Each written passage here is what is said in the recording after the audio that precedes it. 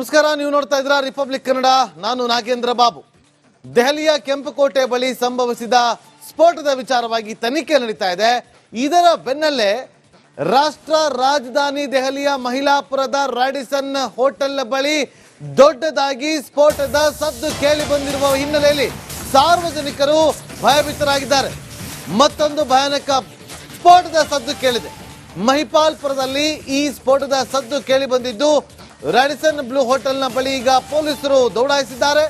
ಬೆಳಗ್ಗೆ 9:18 ಈ ದೊಡ್ಡದಾದಂತಹ ಶಬ್ದ ಕೇಳಿ ಬಂದಿದೆ. ಅಗ್ನಿಶಾಮಕ ದಳ ಸಿಬ್ಬಂದಿಗೆ ಸಾರ್ವಜನಿಕರೊಬ್ಬರು ಕರೆ ಮಾಡಿ ಈ ತರ ದೊಡ್ಡದಾಗಿ ಸದ್ದು ಕೇಳಿ ಬಂದಿದೆ ಅಂತ ಹೇಳಿ ಕರೆ ಮಾಡಿ ತಿಳಿಸಿದ್ದಾರೆ. ಹಾಗಾಗಿ ಪೊಲೀಸರು ಸ್ಥಳಕ್ಕೆ ದೌಡಾಯಿಸಿ ಪರಿಶೀಲನೆಯನ್ನು ಕೂಡ ಮಾಡಿದ್ದಾರೆ. ಅಲ್ಲಿ ಯಾವ ರೀತಿಯಾದಂತಹ ಸದ್ದು ಕೇಳಿ ಬಂದಿದೆ ಅನ್ನೋದನ್ನ ಇನ್ನಷ್ಟೇ ಮಾಹಿತಿ ಪಡ್ಕೋಬೇಕು. ಆದ್ರೆ ಮಹಿಪಾಲ್ಪುರದ ಬಳಿ ಪೊಲೀಸರು ಬಂದು ಅಲ್ಲಿ ಪರಿಶೀಲನೆ ಮಾಡ್ತಾ ಇರುವಂತಹ ದೃಶ್ಯಾವಳಿಯನ್ನ ನೀವಿಲ್ಲಿ ಗಮನಿಸ್ತಾ ಇದ್ದೀರಿ. ಪೊಲೀಸರು ಆಗಮಿಸಿದ್ದಾರೆ, ಪರಿಶೀಲನೆ ಕೂಡ ಮಾಡಿದ್ದಾರೆ. ಅಲ್ಲಿ ಯಾವ ರೀತಿಯಾಗಿ ಸ್ಫೋಟ ಸಂಭವಿಸಿರಬಹುದು ಅನ್ನೋದ್ರ ಬಗ್ಗೆ ಮಾಹಿತಿಯನ್ನ ಕಲೆ ಹಾಕ್ತಿದ್ದಾರೆ. NSD ಟೀಮ್ ಕೂಡ ಆಗಮಿಸಿದೆ ಮಹಿಪಾಲ್ಪುರದ ಬಳಿ. ದೃಶ್ಯಾವಳಿಯಲ್ಲಿ ಕೂಡ ಗಮನಿಸ್ತಾ ಇದ್ದೀವಿ. ಒಂದು ರೀತಿಯಲ್ಲಿ ರಾಷ್ಟ್ರ ರಾಜಧಾನಿಯಲ್ಲಿ ಕ್ಷಣ ಕ್ಷಣಕ್ಕೂ ಕೂಡ ಆತಂಕದ ವಾತಾವರಣ ನಿರ್ಮಾಣ ಆಗ್ತಿರೋದ್ರಲ್ಲಿ ಯಾವುದೇ ಅನುಮಾನವಿಲ್ಲ. ಜೋರಾಗಿ ಶಬ್ದ ಕೇಳಿ ಬಂದಿದೆ. ಆ ಶಬ್ದ ಯಾವ ಕಾರಣಕ್ಕೋಸ್ಕರ ಕೇಳಿ ಬಂದಿರೋದು ಅನ್ನೋದ್ರ ಬಗ್ಗೆ ಪರಿಶೀಲನೆ ಮಾಡಲಾಗ್ತಾ ಇದೆ.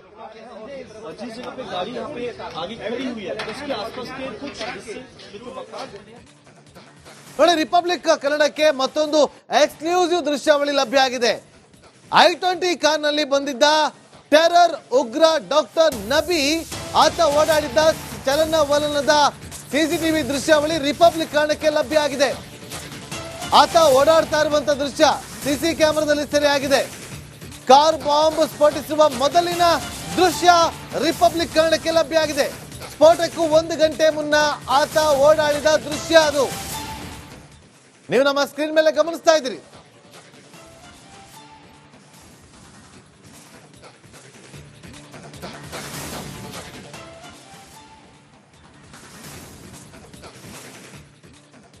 ಒಂದು ಮಸೀದಿ ಬಳಿ ಆತ ಹೋಗ್ತಿರ್ತಾನೆ. ನೋಡಿ, 6:50 ಸ್ಫೋಟ ಸಂಭವಿಸುತ್ತೆ. ಸ್ಫೋಟ ಸಂಭವಿಸಿರೋದು ಅಲ್ಲಿಗಿಂತ 1 ಗಂಟೆ ಮುಂಚೆ ಈತ ಓಡಾಡ್ತಾ ಇರುವಂತ ಆತನ ಚಲನವಲನದ ಕಟ್ಟ ಕಡೆಯ ದೃಶ್ಯಾವಳಿ ರಿಪಬ್ಲಿಕ್ ಕನ್ನಡಕ್ಕೆ ಸಿಕ್ಕಿದೆ. ನೋಡಿ, ಇದೇ CCTV ಫುಟೇಜ್. ಒಂದು ಮಸೀದಿಗೆ ಹೋಗ್ತಾನೆ, ಮಸೀದಿಗೆ ಹೋಗಿ ನಮಾಜನ್ನ ಮಾಡ್ತಾನೆ. ಆ ಸಂದರ್ಭದ ದೃಶ್ಯಾವಳಿ, ಮಸೀದಿಗೆ ಹೋಗುವಂತ ಸಂದರ್ಭದಲ್ಲಿ ಸೆರೆ ಸಿಕ್ಕಂತ ಫುಟೇಜ್ ಇದು. ಆತ್ಮಾಹುತಿ ಬಾಂಬರ್ ಡಾಕ್ಟರ್ ಉಮರ್ ನಬಿಯ ಕಟ್ಟ ಕಡೆಯ ದೃಶ್ಯಾವಳಿ ಇದು. ಬ್ಲಾಸ್ಟ್ ಆಗೋದಕ್ಕಿಂತ ಮುಂಚಿತವಾಗಿ ಅಂದ್ರೆ 1 ಗಂಟೆ ಮುಂಚಿತವಾಗಿ ಆತ ಓಡಾಡಿರೋದು CC ಕ್ಯಾಮೆರಾದಲ್ಲಿ ಸೆರೆಯಾಗಿರುತ್ತೆ. ಆ ಸಂದರ್ಭದ ದೃಶ್ಯಾವಳಿಯನ್ನ ನೀವು ನಮ್ಮ ಸ್ಕ್ರೀನ್ ಮೇಲೆ ಗಮನಿಸ್ತಾ ಇದ್ದೀರಿ. ದೆಹಲಿಯಲ್ಲಿ ಮತ್ತೊಂದು ಭಯಾನಕ ಬ್ಲಾಸ್ಟ್ ಸದ್ದು ಕೇಳಿ ಬಂದಂತ ವಿಚಾರಕ್ಕೆ ಸಂಬಂಧಪಟ್ಟಂತೆ ಮಹಿಪಾಲ್ಪುರದಲ್ಲಿ ಪೊಲೀಸರು ಪರಿಶೀಲನೆಯನ್ನ ಮಾಡ್ತಿದ್ದಾರೆ. ರಾಡಿಸನ್ ಬ್ಲೂ ಹೋಟೆಲ್ ಸಮೀಪ ಸ್ಫೋಟದ ಸಂಚಲನ ಸೃಷ್ಟಿಯಾಗಿದೆ. ಬೆಳಗ್ಗೆ 9:18 ಕೇಳಿ ಬಂದಿರುವಂತಹ ಶಬ್ದ ಅದು. ಸ್ಥಳಕ್ಕೆ ಪೊಲೀಸರು ದೌಡಾಯಿಸಿದ್ದು ತಪಾಸಣೆಯನ್ನು ಕೂಡ ಮಾಡ್ತಾ ಇದ್ದಾರೆ. ಆದ್ರೆ ಈಗ ಸಿಕ್ಕಿರುವಂತ ಮಾಹಿತಿ ಯಾವುದೇ ಅನುಮಾನಾಸ್ಪದ ವಸ್ತುಗಳು ಕಂಡು ಬಂದಿಲ್ಲ. ಭಯಾನಕ ಬ್ಲಾಸ್ಟ್ ನ ಸದ್ದು ಕೇಳಿ ಬಂದಿದ್ದು ಹೌದು, ಆದ್ರೆ ಯಾವುದೇ ರೀತಿಯಾದಂತಹ ವಸ್ತುಗಳು, ಸ್ಫೋಟದ ವಸ್ತುಗಳು ಪತ್ತೆ ಆಗಿಲ್ಲ ಅನ್ನೋದು ಈಗ ಸಿಗ್ತಾ ಇರುವಂತ ಮಾಹಿತಿ. ಮತ್ತಷ್ಟು ಮಾಹಿತಿಯನ್ನು ಕೊಡೋದಕ್ಕೆ ನಮ್ಮ ಸಹೋದರಿ ರಂಜಿತ್ ಶಿರಿಯಾರ್ ಫೋನ್ ಸಂಪರ್ಕದಲ್ಲಿದ್ದಾರೆ. ರಂಜಿತ್, ಏನಿದು ಜೋರಾಗಿ ಸ್ಫೋಟದ ಶಬ್ದ ಕೇಳಿ ಬಂದಿದೆ ಅಂತ ಹೇಳಲಾಗ್ತದೆ, ಏನಿದೆ ಈ ಕ್ಷಣದ ಅಪ್ಡೇಟ್? ಖಂಡಿತ ನಾಗೇಂದ್ರ ಬಾಬು, ಈಗ ದೆಹಲಿ ಸ್ಫೋಟ ಸಂಭವಿಸಿದ ನಂತರ ಏನೇ ಆದ್ರೂ ಕೂಡ ಬೆಚ್ಚಿ ಬೀಳುವಂತ ವಾತಾವರಣ ಸೃಷ್ಟಿಯಾಗಿದೆ. ಯಾಕಂತ ಹೇಳಿದ್ರೆ ದೆಹಲಿಯಲ್ಲಿ ನಾನಾ ಕಡೆಗಳಲ್ಲಿ ಸುಮಾರು 200ಕ್ಕೂ ಹೆಚ್ಚು ಕಡೆಗಳಲ್ಲಿ ಈ ಭಯೋತ್ಪಾದಕರು ಸ್ಫೋಟಕ್ಕೆ ಅಥವಾ ವಿಧ್ವಂಸಕ ಕೃತ್ಯಕ್ಕೆ ಸ್ಕೆಚ್ ಹಾಕಿದ್ರು ಅನ್ನುವಂತ ಸಂಚು ರೂಪಿಸಿದ್ರು ಅನ್ನುವಂತ ಆಘಾತಕಾರಿ ವಿಚಾರ ತನಿಖಾ ತಂಡಕ್ಕೆ ತಿಳಿದಿರೋದು. ಹೀಗಾಗಿ ಇವತ್ತು ಬೆಳಿಗ್ಗೆ 9:14 ಸುಮಾರಿಗೆ ರಾಡಿಸನ್ ಬ್ಲೂ ಹೋಟೆಲ್ನ ಸಮೀಪದ ಮಹಿಪಾಲ್ಪುರ ಅನ್ನುವಂತ ಊರಿನಲ್ಲಿ ಸಂಭವಿಸಿರುವಂತ ಒಂದು ಸ್ಫೋಟದ ಸದ್ದು ಜನರನ್ನ ಬೆಚ್ಚಿ ಬೀಳಿಸಿದೆ. ಅದು ಕೂಡ ದೆಹಲಿಯ ಇಂಟರ್ನ್ಯಾಷನಲ್ ಇಂದಿರಾ ಗಾಂಧಿ ಏರ್ಪೋರ್ಟ್ ಇದೆಯಲ್ಲ, ಅದರ ಸಮೀಪದಲ್ಲೇ ಈ ರ್ಯಾಡಿಸನ್ ಬ್ಲೂ ಹೋಟೆಲ್ ಇದೆ. ಅಲ್ಲಿ ಯಾವಾಗ್ಲೂ ಕೂಡ ಬಹುತೇಕ ಜನ ಅಲ್ಲಿ ಓಡಾಡೋರು, ಮತ್ತೆ ಟ್ರಾಫಿಕ್ ಎಲ್ಲ ಇರುತ್ತೆ, ಜಾಮ್ ಆಗಿರುತ್ತೆ. ಅಂತ ಒಂದು ಜಾಗದಲ್ಲಿ ಸಂಭವಿಸಿರುವಂತ ಇದೊಂದು ಶಬ್ದ ಈಗ ಎಲ್ಲರನ್ನು ಕೂಡ ಬೆಚ್ಚಿ ಬೀಳಿಸಿದೆ. ನಾವು ಕೂಡ ಇನ್ನೇನು ಕೆಲವೇ ಹೊತ್ತಿನಲ್ಲಿ ಮೈಪಾಲ್ಪುರದ ರ್ಯಾಡಿಸನ್ ಬ್ಲೂ ಹೋಟೆಲ್ ಅನ್ನ ತಲುಪಿ ಅಲ್ಲಿ ಈಗ ಹೆಚ್ಚಿನ ಸಂಖ್ಯೆಯ ಪೊಲೀಸರು ಕೂಡ ಆಗಮಿಸಿದ್ದಾರೆ ಅನ್ನುವಂತ ಮಾಹಿತಿ ಲಭ್ಯ ಆಗಿದೆ. ಸ್ಥಳೀಯರನ್ನು ಕೂಡ ವಿಚಾರ ಮಾಡಿ ಏನಾಗಿದೆ ಅನ್ನೋದನ್ನು ಕೂಡ ಕೇಳೋಣ. ಅಚಾನಕ್ ಆಗಿ ಅಥವಾ ಸೌಂಡ್ ಬರೋದಕ್ಕೆ ಹೇಗ್ ಸಾಧ್ಯ, ಏನಾದ್ರೂ ಘಟನೆ ಆಗಿದೆ ಅನ್ನೋದ್ರ ಬಗ್ಗೆ ಮಾಹಿತಿಯನ್ನ ಕಲೆ ಹಾಕ್ತಾ ಇದ್ದಾರೆ ಪೊಲೀಸರು. ರಿಪಬ್ಲಿಕ್ ತಂಡವು ಕೂಡ ಈಗ ಕೆಲವೇ ಹೊತ್ತಿನಲ್ಲಿ ಆ ಸ್ಥಳವನ್ನ ತಲುಪುತ್ತೆ. ರ್ಯಾಡಿಸನ್ ಬ್ಲೂ ಹೋಟೆಲ್ನ ಸಮೀಪವೇ ಈ ಘಟನೆ ಆಗಿದೆ ಅನ್ನುವಂತ ಮಾಹಿತಿ ಇದೆ. ಆದ್ರೆ ಸ್ಫೋಟ ಸಂಭವಿಸಿದ ಯಾವುದೇ ಕುರುಹುಗಳು ಪತ್ತೆ ಆಗಿಲ್ಲ ಅಂತೇಳಿ ಹೇಳ್ತಾ ಇದ್ದಾರೆ. ಹಾಗಾದ್ರೆ ನಿಜಕ್ಕೂ ಎಲ್ಲಿಂದ ಬಂತು ಆ ಸ್ಫೋಟದ ಶಬ್ದ ಅನ್ನೋದು ಈಗಷ್ಟೇ ಪೊಲೀಸರು ತನಿಖೆಯನ್ನ ಕೈಗೆತ್ತಿಕೊಂಡಿದ್ದಾರೆ. ಕೆಲವೇ ಹೊತ್ತಿನಲ್ಲಿ ರಿಪಬ್ಲಿಕ್ ಕನ್ನಡವು ಕೂಡ ಆ ಸ್ಥಳವನ್ನ ರೀಚ್ ಆಗುತ್ತೆ. Nagendra Babu. Okay, thank you Ranjith ನಿಮ್ಮೆಲ್ಲ ಮಾಹಿತಿಗಾಗಿ.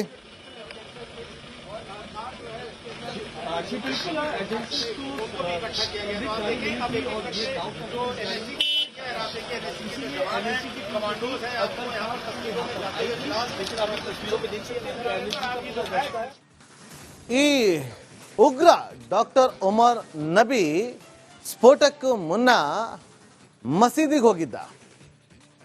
ಹೋಗಿ ನಮಾಜ್ ಅನ್ನ ಮಾಡಿದ್ದ. ನಮಾಜ್ ಮಾಡಿ ಬಂದ ಬಳಿಕ ಸ್ಫೋಟ ಸಂಭವಿಸಿರೋದು.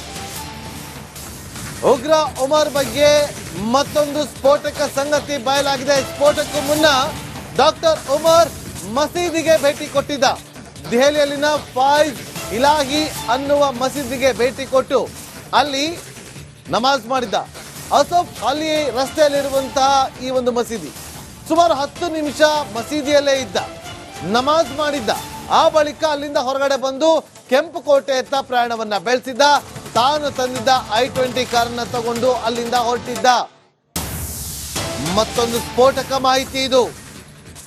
ಸ್ಫೋಟಕ ಮಾಹಿತಿ. ಫೈಜ್ ಇಲಾಹಿ ಮಸೀದಿಗೆ ಭೇಟಿ ಕೊಟ್ಟು 10 ನಿಮಿಷ ಅಲ್ಲೇ ಇದ್ದು ನಮಾಜ್ ಮಾಡಿ ಹೊರಗಡೆ ಬಂದು ಕೆಂಪುಕೋಟೆಯತ್ತ ಪ್ರಯಾಣವನ್ನ ಬೆಳೆಸಿದ್ದ.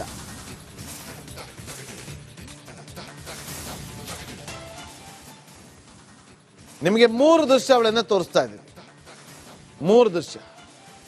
ಒಂದನೇದು ಮಸೀದಿಯಲ್ಲಿ ಇದ್ದ ಸಂದರ್ಭದ ಫೋಟೋ, ಎರಡನೇದು ದೆಹಲಿ ಸ್ಫೋಟದ ಭೀಕರ ದೃಶ್ಯ, ಮೂರನೇದು ಸಿಸಿ ಕ್ಯಾಮೆರಾದಲ್ಲಿ ಉಗ್ರ ಉಮರ್ನ ದೃಶ್ಯಾವಳಿ ಸೆರೆ ಆಗಿರುವಂತದ್ದನ್ನ ನೀವು ನಮ್ಮ ಸ್ಕ್ರೀನ್ ಮೇಲೆ ಗಮನಿಸ್ತಾ ಇದ್ದೀರಿ. ಮೊದಲಿಗೆ ಮಸೀದಿಗೆ ಹೋಗ್ತಾನೆ, ಅಲ್ಲಿ ನಮಾಜ್ ಮಾಡ್ತಾನೆ, 10 ನಿಮಿಷ ಅಲ್ಲೇ ಇರ್ತಾನೆ, ಅಲ್ಲಿಂದ ವಾಪಸ್ ಹೊರಗಡೆ ಬರ್ತಾನೆ, ಕೆಂಪುಕೋಟೆ ಹತ್ರ ಹೋಗ್ತಾನೆ.